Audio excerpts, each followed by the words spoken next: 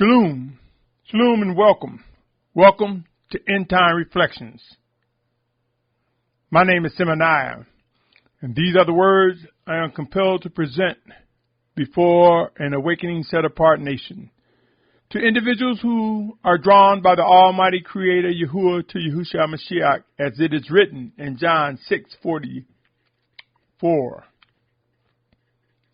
This is the 57th installment of this podcast series. It is entitled The Stones.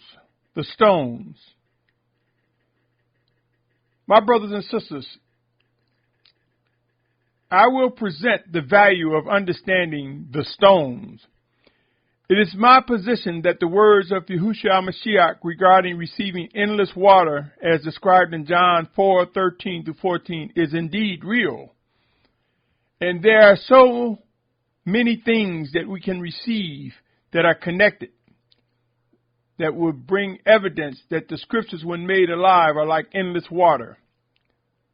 Each message I present, though there are things I repeat often, I believe there are also set apart crumbs, nuggets, if I may, that just might be new to you, or a revisitation of something that has been presented to you. You see, my brothers and sisters, while many are caught up on daily routines in or trying to establish a name for themselves, they miss out on the flowing streams of Abba Yahuwah's Spirit, sending Yahusha's name, strengthening us, enriching us with the wisdom that He imparts in us, through us, one towards another. There are individuals who prefer to go in circles and entertain vain imaginations and create and fabricate things related to set-apartness that have nothing to do with the Almighty Father. While people are resisting discipline and trying to defend their own egos and self-agendas, they fail to realize what's passing before them. My brothers and sisters, the time to stop taking for granted the living instructions from the Spirit of Yahuwah is now. It is time to rise up and yield to the discipline brought forth through His obedient ones and through His Spirit directly. The refinement, the discipline that is promised is necessary for end times. But before I continue, let me pause for a minute and say this. The views expressed in these podcasts do not necessarily reflect the views of the owners, management, and or shareholders of this media platform. With that said, my brothers and sisters, come, hear, and listen with a prayerful mind and spirit to receive what just might be important as I present the subject of the stones. Throughout centuries, the Almighty Father has given us examples. Literally in the scripture, and as the scripture is made alive, we have seen things that are similar, cyclical in nature. But the time will come when the cycles will come to an end. Thus, the last days, my brothers and sisters, before Judgment Day, before the physical return of Yahusha Mashiach.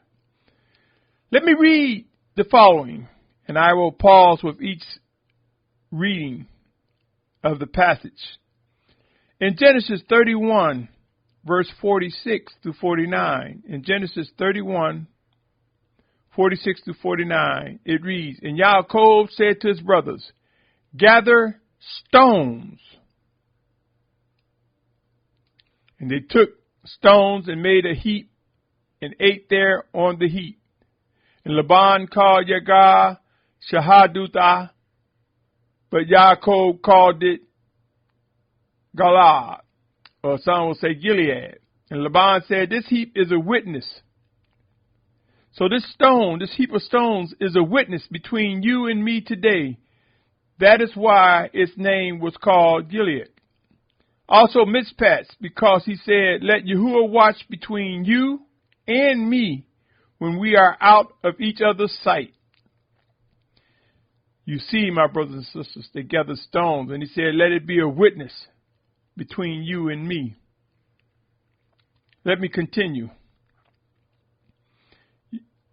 Exodus. Come with me to Exodus 28th chapter, verse 15-21. It reads, And you shall make a breastplate of right ruling, a work of a skilled workman, like the work of a shoulder garment. Make it of gold, of blue, and purple, and scarlet material, and fine woven linen. It is square, doubled, a span its length, and a span its width. And you shall put settings of stone in it. 4 rows of stones. The first row is ruby, a topaz, and an emerald. And the second row is a turquoise, a sapphire, a diamond. And the third row is a jacinth, an agate, and an amethyst. And the fourth row is beryl, shoham, and a jasper. They are set in gold settings, and the stones are according to the names of the sons of Yashar'al. 12 according to their names, like the engravings of a signet, each one with its own name for the 12 tribes. Stones, my brothers and sisters, for us to remember the 12 tribes. Stones, for us to recognize the preservation of the 12 tribes. Stones, for us to never forget the 12 tribes of Yashar'al. Stones, for us to understand the family of Yashar'al is indeed the children, the set-apart children of Yahuah. Stones, each different for each of the 12 tribes. And my brothers and sisters, as we read in Revelation 7th chapter, we'll see that Dan is not represented, but Manasseh takes the helm of the 12th tribe. And this occurred later on. So though Dan fell out of favor with the Almighty Father, it did not remove the need to know that the Almighty Father will keep Yashar'al with 12 tribes. And we see that in Revelation 7th chapter. Come with me as I read Joshua chapter 4, verse 1 through 11. It reads, And it came to be when the entire nation had completely passed over Jordan that Yahuwah spoke to Yahushua, saying, Take for yourselves 12 men from the people, 1 man from every tribe, and command them, saying, Take for yourselves 12 stones from here, out of the midst of the Jordan, or some will say the Jordan, from the place where the priest's feet stood firm, and you shall bring them with you and leave them in the camp in which you spend the night.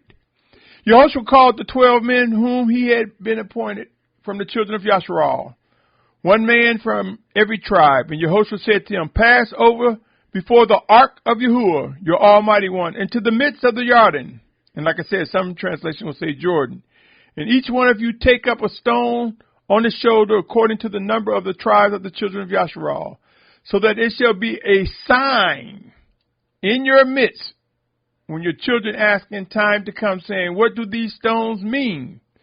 Then you shall answer them that the waters of the Jordan were cut off before the ark of the covenant of Yahuwah.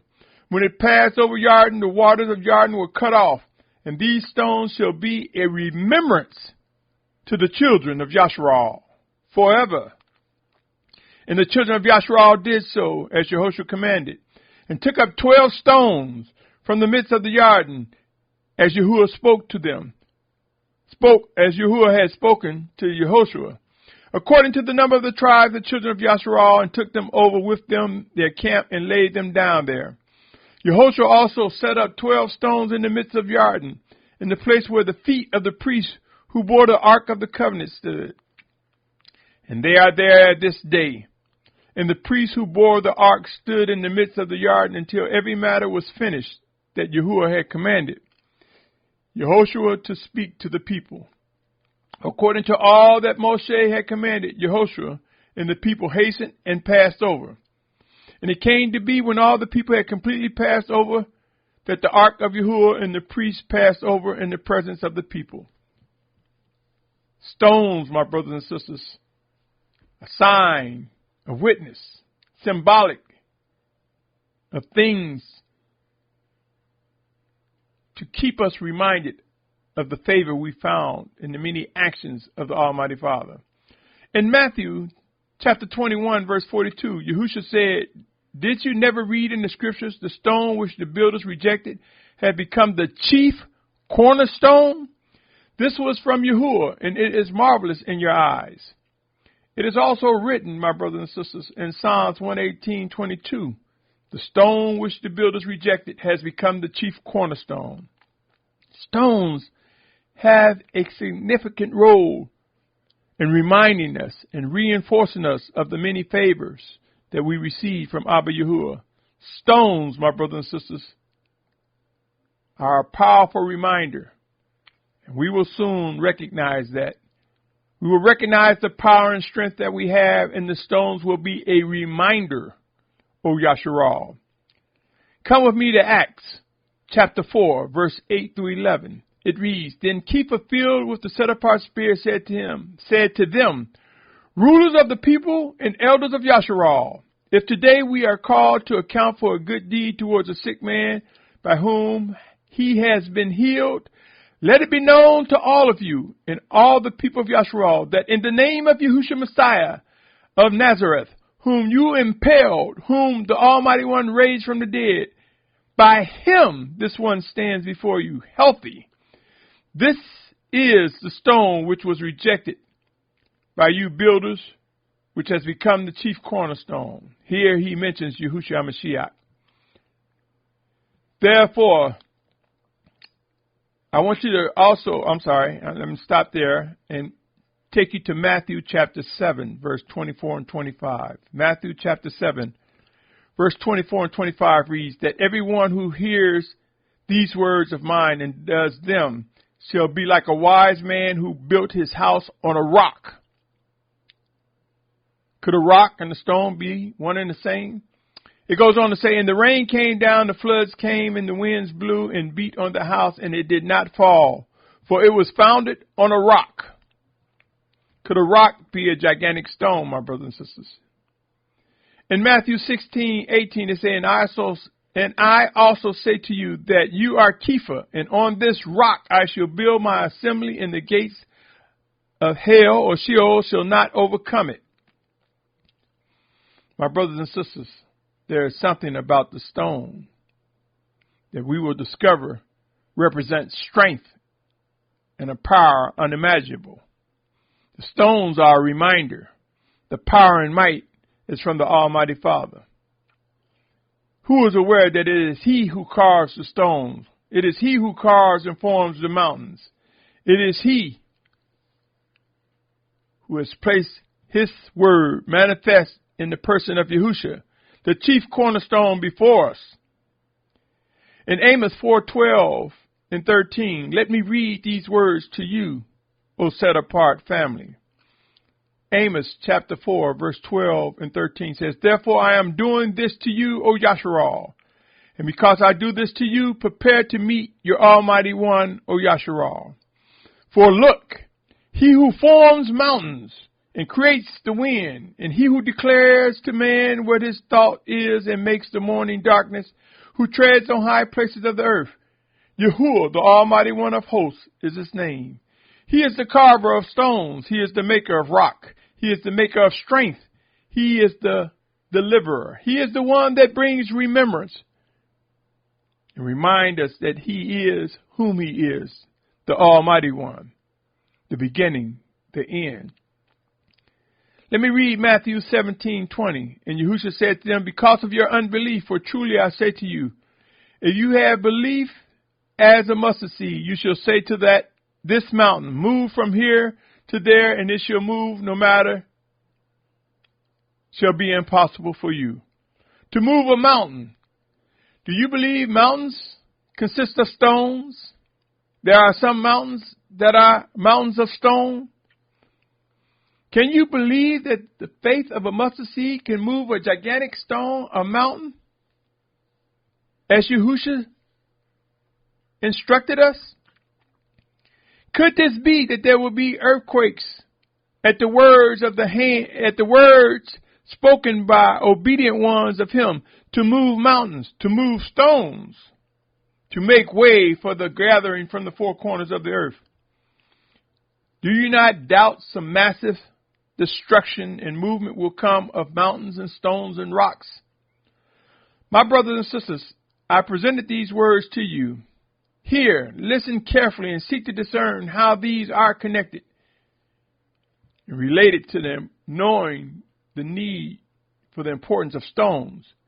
You see, as Yahusha Mashiach's Spirit works in us individually and collectively, we are as the stones of Abba Yahuah, refined by the fire. Are we not aware that that fire is Yahuah? Remember what is written. In Deuteronomy 4:24, it reads, For Yahuah, your Almighty One, is a consuming fire, a jealous El. And then if you come and read with me Hebrews, that was Deuteronomy 4:24. If you come and read Hebrews 12:28 and 29, it says, Therefore, receiving an unshakable rain, let us hold to the favor through which we serve the Almighty One pleasingly, with reverence and awe. For indeed, our Almighty One is a consuming fire.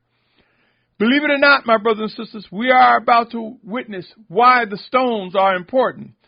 Why recognizing the stones of Yahusha is important as we find ourselves being gathered together to fulfill the final exodus. As we find ourselves being gathered to that place where we will be martyrs for Yahusha's name. As we find ourselves in that place, whatever position the Almighty Father will direct us to fulfill His living orders.